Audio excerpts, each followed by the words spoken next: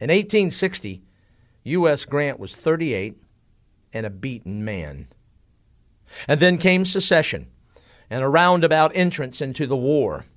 Even then, after he gave the Union its first great major victories of the war at Fort Henry and Donelson, twice he almost lost his command thanks to petty jealousy. Yes, U.S. Grant knew what it was like to feel disheartened, broken.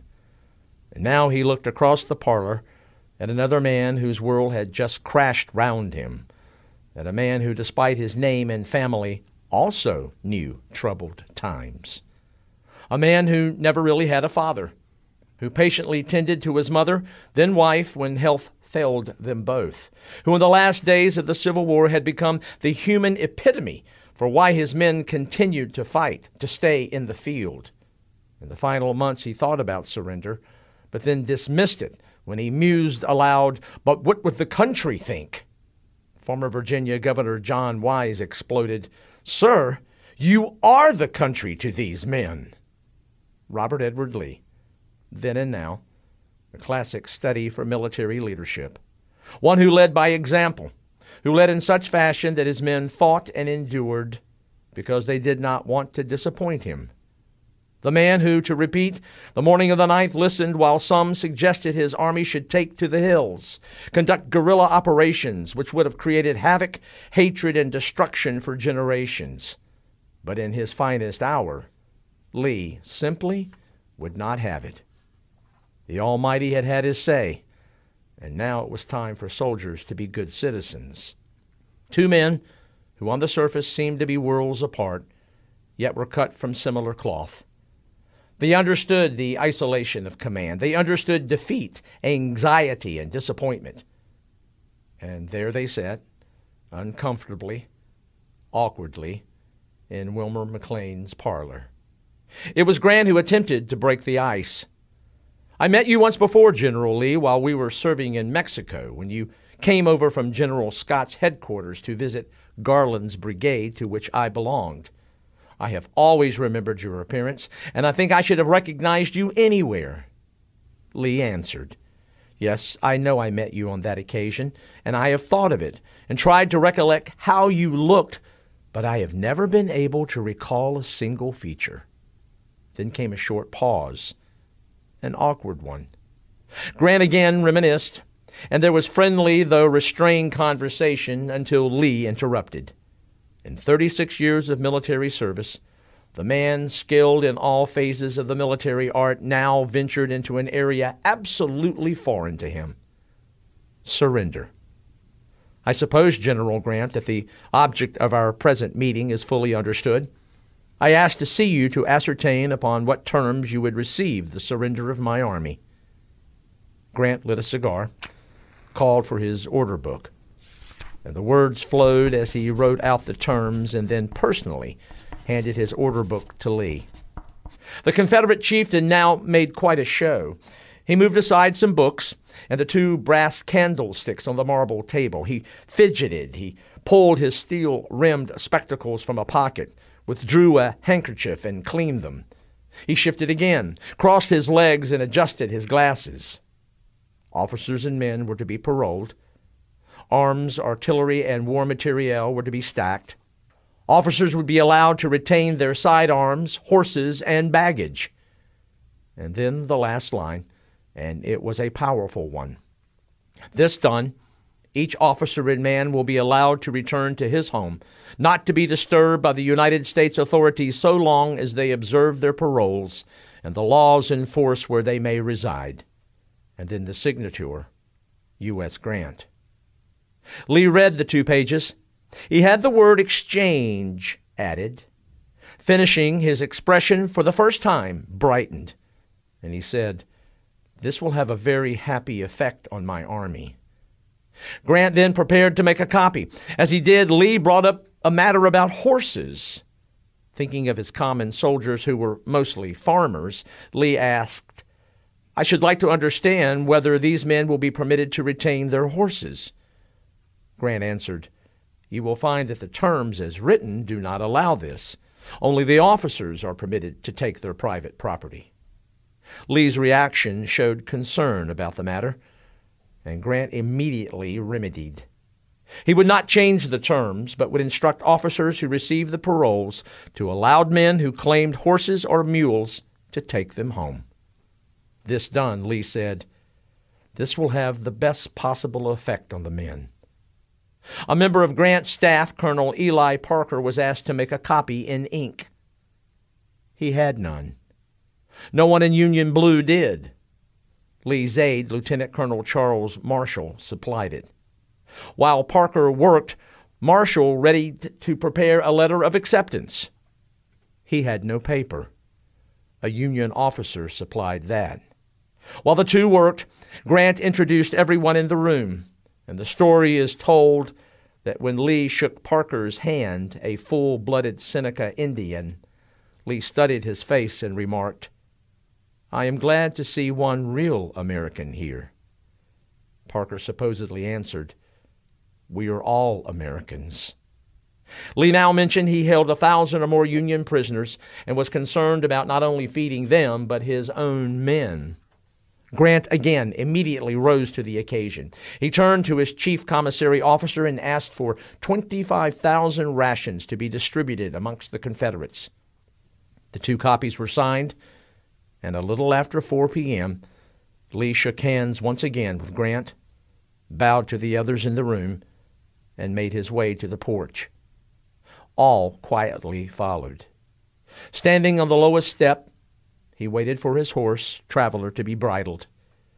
With crimson face, he placed his felt hat on his head and pulled on his gloves. He stared off toward the valley where his army waited, now an army of prisoners. With what seemed like a sigh, he balled his fist and 3 times struck the palm of his other hand. As he mounted, Grant moved down the stairs and lifted his hat in salute. All the other Union officers followed suit. As Lee moved away, he and Grant's eyes met once more. Both lifted their hats. 2 warrior generals now moved to turn their armies into citizens, into countrymen again. Inside that parlor, Grant, the warrior, had been a peacemaker. It was his finest hour. For Lee, he now faced his most difficult task. He had to tell his men. In an open field, they began to drift toward him. Rumors were rife. Singly, in clots, with tears streaming down many faces, they tried to wrestle with what they believed had just happened to him, to them. Finally, he tried to answer the repeated question, "General, are we surrendered?" His iron control broken, he said in a voice choked with emotion, "Men, we have fought through the war together. I have done the best I could for you. My heart is too full to say more." And then slowly, carefully, he pushed his way through and rode back to his tent. The next day, Monday the 10th, Robert E. Lee tried to find the words he could not the day before say. To the some 25,000 men of the Army of Northern Virginia, he wrote, "After 4 years of arduous service, marked by unsurpassed courage and fortitude, the Army of Northern Virginia has been compelled to yield to overwhelming numbers and resources. I need not tell the survivors of so many hard-fought battles who have remained steadfast to the last that I have consented to this result from no distrust of them, but feeling that valor and devotion could accomplish nothing that could compensate for the loss that would attend the continuation of the contest, I have determined to avoid the useless sacrifice of those whose past services have endeared them to their countrymen. By the terms of the agreement, officers and men can return to their homes and remain there until exchanged. You will take with you the satisfaction that proceeds from the consciousness of duty faithfully performed, and I earnestly pray that a merciful God will extend to you His blessings and protection. With an unceasing admiration of your constancy and devotion to your country, and a grateful remembrance of your kind and generous consideration of myself, I bid you all an affectionate farewell." For the victor, around 4:30 that Sunday afternoon of the 9th, Grant reined up his mount and took a seat on a large stone by the side of the road. He wrote to Secretary of War Edwin Stanton, "General Lee surrendered the Army of Northern Virginia this afternoon on terms proposed by myself." That was it. No trumpeting or glorifying, simple, direct, to the point, and Grant's compassion continued. Union Peace Commissioners Generals Charles Griffin and John Gibbon informed Brevet Major General Joshua Lawrence Chamberlain that Grant wanted him to receive the Confederate infantry surrender. Grant knew his man. Chamberlain would handle the ceremony with humility, with dignity. On April the 12th, 4 years to the day after the American Civil War began, and the day after Lee's artillery had surrendered, Chamberlain proved himself worthy of Grant's appointment. Befitting the mood of the Confederate Army, the day was gray. In a drizzle under leaden skies, Chamberlain's men of the Union 5th Corps lined the Richmond-Lynchburg stage road. They stood at order arms, and then off to the right there was a rustle. Men approached from down in the valley, out of the fog, like gray ghosts, the remnants of the Army of Northern Virginia. They were to pass silently, lay down their arms, and then to history become ghosts again. They were led by Major General John B. Gordon, who approached on horseback with head down. As he neared Chamberlain, there was a bugle, and Chamberlain's line snapped to attention. Then from regiment after regiment, the rattle of flesh on metal and wood as Chamberlain ordered rifles to be shifted to carry arms. The common soldier's salute to another common soldier. Gordon, though surprised, responded. His rearing horse and he became one. As his horse settled, Gordon drew his sword and dropped the tip of it to the toe of his boot. It was, as he put it, honor answering honor. Chamberlain movingly wrote much later, "On our part not a sound of trumpet more, nor roll of drum, not a cheer, nor word nor whisper of vain glorying, nor motion of man standing again at the order, but an awed stillness rather, and breath-holding, as if it were the passing of the dead." Indeed, it was the passing of an era, this stillness at Appomattox. Down the blue cordon Lee's infantry marched, then division at a time they turned in dress lines. Only 12 feet separated victor and vanquished. Arms and cartridge boxes were stacked. When it came time to give up battle flags, tears flowed, not only from heartbroken Confederates, but from those in blue who watched them. Chamberlain added, "How could we help falling on our knees, all of us together, and praying God to pity and forgive us all?" For all, one final march remained, the one for home. The respect those two armies shared for one another came in great part because of the leadership and respect Lee and Grant had shown one another. Soon thereafter, Grant returned to his mother's home near Cincinnati. As he entered and addressed her, his mother, Hannah, said dryly, "Well, Ulysses, you've become a great man, haven't you?" and went right back to work. Indeed, he had become a great man. Lee returned to Richmond. There he learned a federal grand jury sitting in Norfolk had indicted him for treason. Perplexed, he wrote Grant. From the terms at Appomattox were not all free from molestation. Grant believed so, but the 17th President, Andrew Johnson, begged to differ. In fact, Johnson asked, "When can these men be tried?" And Grant answered, "Never. Never unless they violate their paroles." The comment brought about a nasty exchange. "I would like to know by what right a military commander interferes to protect an arch traitor from the laws." Steely Grant answered, "I have made certain terms with Lee, the best and only terms. I will resign my command of the army rather than execute any order directing me to arrest him." Nothing else was ever done, because two men, one victorious in muddy blue, The other, vanquished in Confederate gray, shared a mutual respect that rose far beyond what any politician could ever understand. These two warriors, respected adversaries, these two Americans simply wanted their men, their common soldiers, to go home with dignity, with honor, and be one again.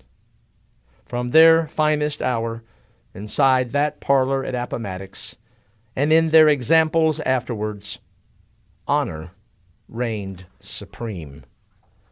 Would to God that every man and woman who today calls themselves a leader, or to extend that thought to every person who calls themselves a human being, would all, like Lee and Grant, allow honor to reign supreme.